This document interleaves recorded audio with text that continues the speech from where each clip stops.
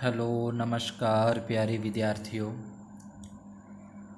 आज अपने कक्षा 8 विषय गणित के जो कार्यपत्रक कर रहे हैं, इससे पहले 2 पार्ट इसके अपने कर चुके हैं, जिसके अंदर पहले पार्ट में कार्यपत्रक 1 से 5 तक सॉल्व किया था और सेकंड पार्ट के अंदर अपने कार्यपत्रक 6 और 7 को सॉल्व किया।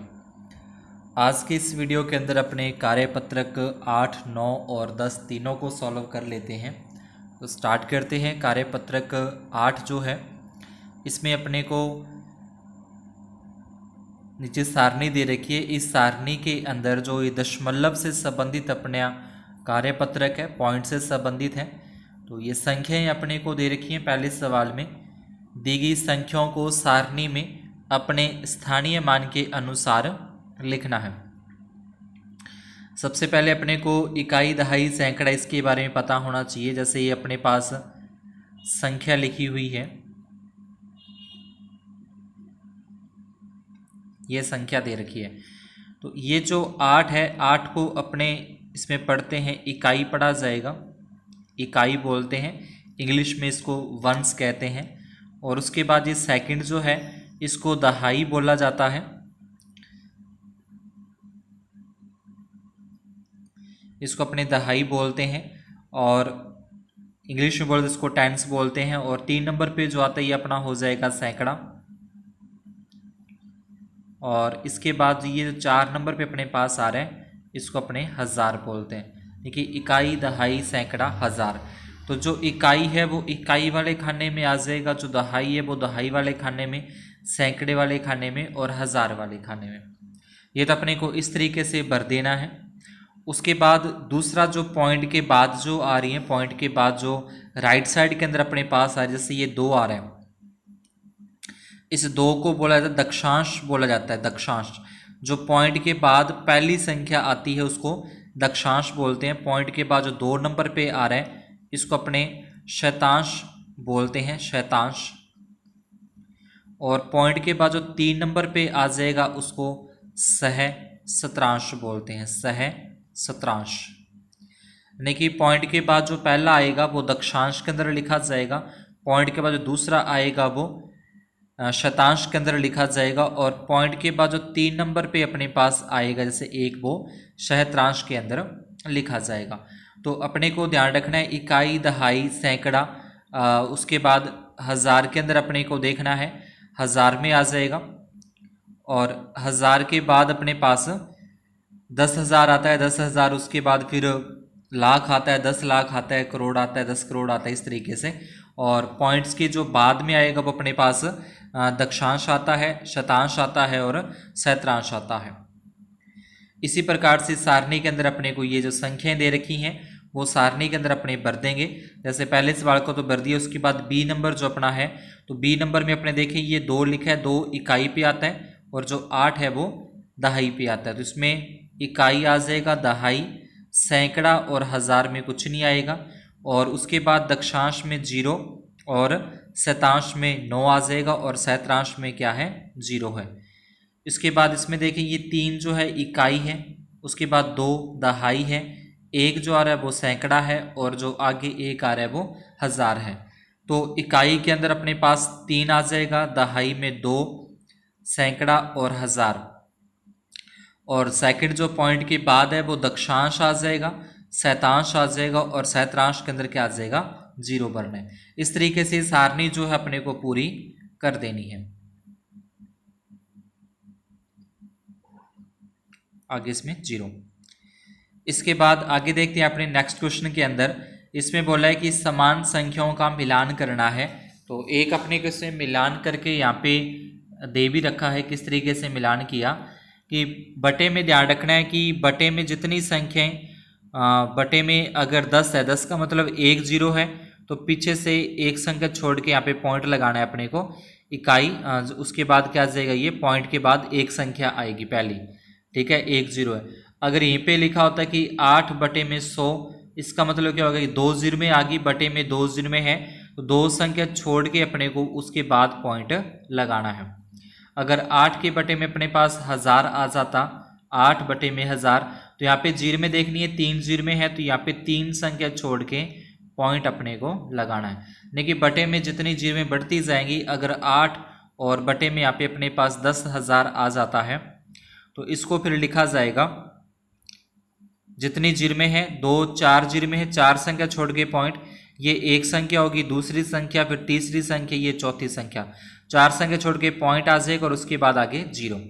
इस तरीके से अपने को ध्यान में रखना है कि जितनी बटे में जीरो में बढ़ती जाएंगी उतने ही पॉइंट की जो है वो आगे की ओर खिसकता जाएगा। और अगर अपने को जीरो में हटानी है तो पॉइंट लगाना है, और अगर अपने को पॉइंट हटाना है तो उतनी जितनी संख्या छोड़ के पॉइंट लगा है उतनी उसके बटे में जीरो में आ जाएंगी। तो पहले अपने इसमें मिलान कर लेते हैं। जैसे 7 बटे 100 है तो 2 जीरो में है, मतलब 7 से 2 संख्या छोड़ के पॉइंट लगाना है, तो ये इसके साथ मैच हो जाएगा।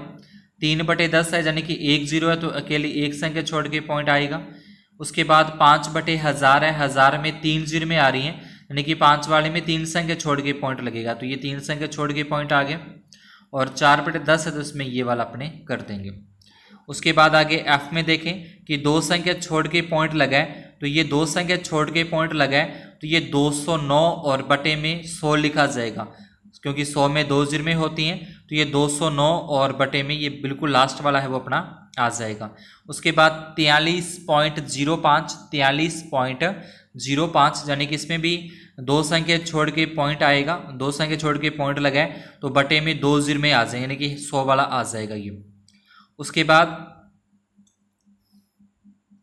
80.243 80.243 यानी कि इसमें अगर पॉइंट अपने को हटाना है तो 3 संख्या छोड़ के पॉइंट है तो बटे में इसके क्या आ जाएगा, 3 जीरो में आ जाएंगे। ठीक है, तो ये अपने को इसके साथ मैच कर देना है। इसी प्रकार से ये वाला जो इसके साथ मैच हो जाएगा और इसी प्रकार से ये वाला जो इसके साथ मैच कर देना है। इसके बाद अगला दूसरा प्रश्न है, दी गई भिन्नों की दशमलव संख्याओं को शब्दों में लिखना है।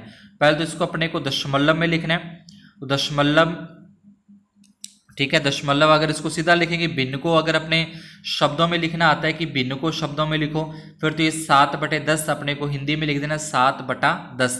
ये जो है वो अपना 35 बटे 10 हो जाएगा। ये जो है 2 बटे 4 हो जाएगा, ये 4 बटा 5 हो जाएगा। अगर भिन्न को हिंदी में शब्दों में लिखना है तो यहाँ पे बोल रहा है कि भिन्न की पहले दशमलव संख्या निकालनी है, उसके बाद उसको शब्दों में लिखना है। तो पहले इसका अगर अपने बनाए तो ये 1 जीरो है यानी कि एक संख्या छोड़ के पॉइंट ऐसे, इसको लिखा जाएगा 0, उसके बाद 0 फिर दशमलव, 0.7 आ जाएगा 7। इस तरीके से इसको अपने शब्दों में लिख देना है। अगर अपने सेकंड की बात करें तो ये भी एक संख्या छोड़ के पॉइंट है, तो ये 1 जीरो है, सॉरी 1 जीरो है तो एक संख्या छोड़ के पॉइंट, ये एक संख्या छोड़ी पॉइंट, उसके आगे 3, इसको लिखा जाएगा 3 दशमलव, ठीक है, 3 फिर दशमलव लिखना है, 3 दशमलव, उसके बाद कितना है 5 है, 3.5 यहाँ पे अपने को लिख देना है। 2 बटे 4 है तो अब पहले अपने को 2 के अंदर 4 का भाग देना पड़ेगा। इस तरीके से 2 के अंदर 4 का भाग, तो पहली बार तो नहीं जाएगा क्योंकि अपने को पता है कि संख्या छोटी है, अंदर वाली 2, जीरो लगा दिया कि जीरो तक जा रहा है। उसके बाद अपने लगाएंगे पॉइंट, पॉइंट लगाने से क्या होगा, इसके साथ यहाँ पे जीरो आ जाएगी। अब पॉइंट लगाने से जीरो आ गई तो 4 की टेबल में 20 आते हैं 5 तक, तो इसका आ जाएगा 0.5, इसको लिखना है 0.5 लिखना है। इसी प्रकार से 4 बटे 5 है तो ये आ जाएगा 4 और ये 5, इस तरीके से, ठीक है, यानी कि 5 का अपने भाग देना है 4 के अंदर। बटे वाली जो संख्या होती है, जो हर में संख्या होती है, उसी का भाग दिया जाता है अंश के अंदर। पहली बार ये नहीं जाएगा, ठीक है, जीरो लगा दिया, उसके बाद यहाँ पे लगा देंगे पॉइंट, पॉइंट लगाने से यहाँ पे जीरो, और ये 40 आते हैं 5 की टेबल में, 8 तक आते हैं, तो ये क्या आ जाएगा, इसका आ जाएगा 0.0, ठीक है, 0.8, ये इसका आंसर है। तीसरे प्रश्न के अंदर दी गई दशमलव संख्याओं को भिन्न में बदलना है, तो भिन्न में जैसे अभी अपने ऊपर मैच किया है, मिलान किया है, उसी प्रकार से इसको करना है कि एक संख्या छोड़ के पॉइंट है तो ये पॉइंट को हटाएंगे तो बटे में जितनी संख्या छोड़ के पॉइंट है उतनी आ जाएगी। ठीक है, यहाँ पे 2 संख्या छोड़ के पॉइंट, तो बटे में कितना आ जाएगा 100, यानी कि 6704 और बटे में क्या लगा देंगे 100। इसमें 3 संख्या छोड़ के पॉइंट है, 3 संख्या छोड़ के पॉइंट इसको हटाएंगे तो बटे में 3 जीरो में आ जाएंगी। इसमें भी 3 संख्या छोड़ के पॉइंट है तो बटे में क्या आ जाएगा 3 जीरो में, यानी 005, या इसको सीधे लिख देना 5 और बटे में 1000। 5 की पाड़े से काटें, 5 एकम 5 और 205 से 1000, यानी कि 1/200 भी इसको लिख सकते हैं। ये था अपना कार्यपत्रक 8। उसके बाद कार्यपत्रक 9 के अंदर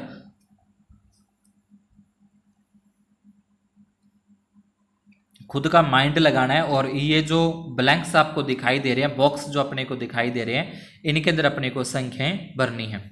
तो पहले में अगर अपने देखें कि पहला जो बॉक्स है अपना, इस बॉक्स के अंदर अपने कितना लिखें कि उसको 5 में प्लस करने पर 9 आ जाए, यानी कि 5 में कितना प्लस किया जाए कि 9 आ जाए, तो यहाँ पे अपना आ जाएगा 4 को प्लस करना है। 2 में कितने प्लस करने पर 7 आते हैं, तो ये आ जाएगा अपना 5 आ जाएगा। ठीक है, यहाँ पे कुछ ना कुछ एक संख्या अपने को देनी थी। ठीक है, कोई भी संख्या जो होगी मिसप्रिंट है यहाँ पे, अगर मान लो 4 है तो 4 और 3 यहाँ पे क्या आ जाएगा 7 आ जाएगा। अब यहाँ पे 8 है, 8 में कितने प्लस करें अपने, 8 में कितने प्लस करें कि 2 आ जाए, तो 8 में 2 सीधा तो आता नहीं, तो अपने को पता है कि अगर 8 में अगर अपने 4 प्लस कर दें तो 8 और 4 12 का 2 आ जाएगा, एक इस पे कैरी आ जाएगी, 6 2 8 और एक ऊपर कैरी है तो वो क्या आ जाएगा 9 आ जाएगा। इसी प्रकार से यहाँ पे 6 में 2 प्लस करने पर 8 आता है, 4 और 9 13 का 3, एक कैरी आ जाएगी यहाँ पे, और उसके बाद 8 3 11 और एक 12। इस तरीके से ये जो ब्लैंक्स अपने को बॉक्स दे रखे हैं वो आपको फिल करने हैं। इसी प्रकार से ये माइनस वाले अपने को दे रखे हैं कि माइनस वाले में अपने को इसी तरीके से फिल कर देना है कि किसमें से 1 घटाने पर 4 आता है, कौन सी संख्या जिसमें से 1 माइनस करने पर 4 आता है। तो अपने को पता है कि 5 में से 1 माइनस करने पर 4 आता है, 8 में से 5 माइनस करने पर 3 आता है, 4 में से 2 माइनस करने पर 2 आता है, 5 में से 4 माइनस करेंगे 1 आएगा। अब कितने में से 2 माइनस करें 7 आ जाए, तो पता है कि 9 में से 2 घटाने पर 7 आता है और 8 में से 4 घटाने पर 4 आता है। तो इस तरीके से ये सबट्रैक्ट वाले हैं, जो माइनस वाले हैं वो अपने को करने हैं। तीसरा प्रश्न है, अनूप ने 617 रुपये की पुस्तकें खरीदी है। 617 रुपये की क्या खरीदी, उसने पुस्तकें खरीदी। तो यहाँ पे अपने पहले लिख देंगे, पहले यहाँ पे लिखा जाएगा पुस्तकें खरीदी,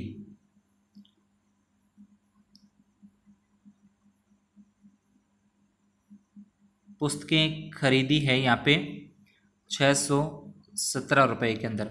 उसके बाद फिर दूसरा उसने पुस्तकें के बाद खरीदा उसने स्टेशनरी,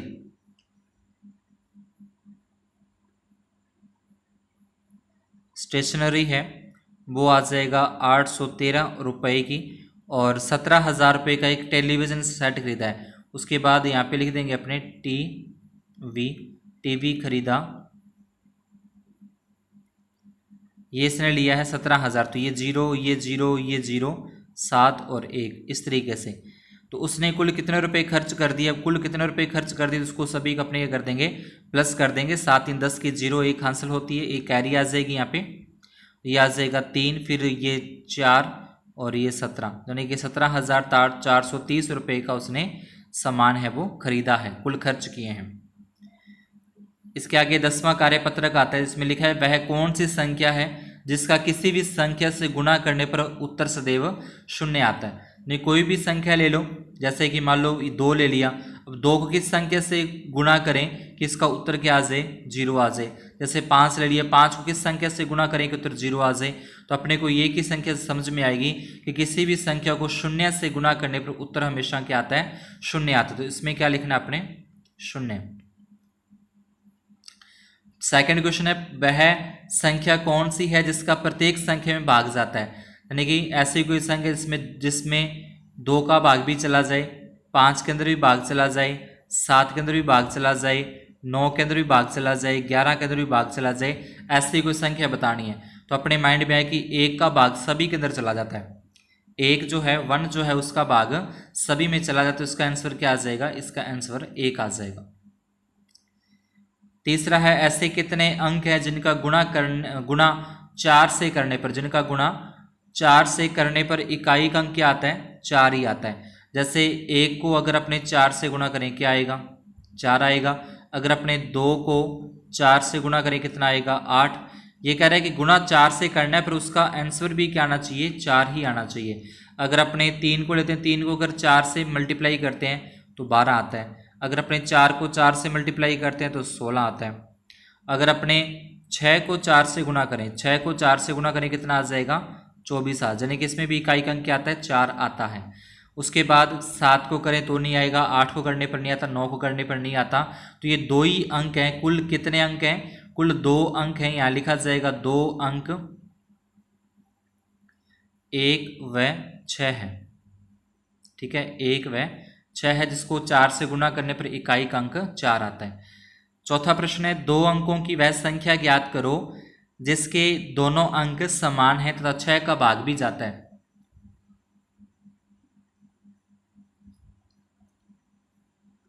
अब जैसे अपने देखें 6 का भाग 18 में चला जाता है पर ये दोनों अंक समान नहीं है। 6 का भाग 30 में चला जाता है पर ये दोनों अंक समान नहीं है। 6 का भाग 36 में चला जाता है तो लेकिन ये दोनों अंक समान नहीं है। अगर अपने लिए 66 में अगर अपने 6 का भाग दें 11 तक जाता है और ये दोनों अंक क्या है, समान है, तो ये अपना सही उत्तर इसका क्या आ जाएगा, 66 आ जाएगा, 66 आ जाएगा। पांचवा है, 2 अंकों की सबसे छोटी संख्या ज्ञात करो जिसमें 2 व 3 दोनों का भाग जाता है, तो इसका आंसर आ जाएगा 12 आ जाएगा, ठीक है। 12 में 2 का भाग भी जाता है और 12 में 3 का भाग भी जाता है। अगला प्रश्न है, किस संख्या को 10 से गुणा करने पर गुना प्राप्त करने के लिए उसे किस संख्या से गुणा किया जाता है, तो 10 से गुणा किया जाता है। 10 गुना प्राप्त करने के लिए क्या करना पड़ेगा, 10 से गुणा ही करना पड़ेगा। सातवां है, किसी संख्या का चौथाई प्राप्त करने के लिए किस संख्या का भाग लगाते हैं। चौथाई प्राप्त करने, चौथाई का मतलब 4 होता है, तो यहां लिख देंगे 4 से भाग लगाना,